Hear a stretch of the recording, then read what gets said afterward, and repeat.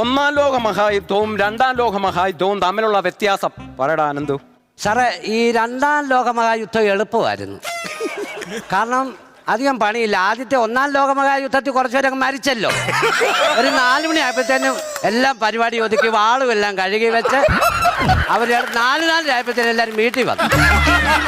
പിന്നെ സാർ ഒന്നുകൂടെ, ഒന്നാം ലോകമഹായുദ്ധത്തിൽ പങ്കെടുത്തവർ രണ്ടാം ലോകമഹായുദ്ധത്തിൽ ഇല്ലായിരുന്നു.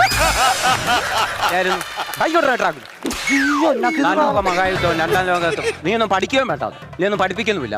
ആഹാ, എന്തോ ഞാൻ ഓർത്തിരിക്കുകയാണ്. അടുത്ത കേട്ടോ. ഇപ്പം ഇന്ത്യയുടെ ധീര വനിത ആര്? Special pass.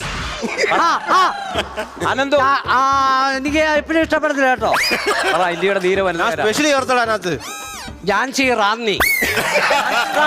സാറേ, ഇത് ധീരവനിതയാണെന്ന് എനിക്കറിയാം. ഞങ്ങളുടെ നാട്ടുകാരാന്ന് ഞാനിപ്പോഴാണ് അറിയുന്നത്. റാന്നിക്കാരിയാ ഝാൻസി റാന്നി.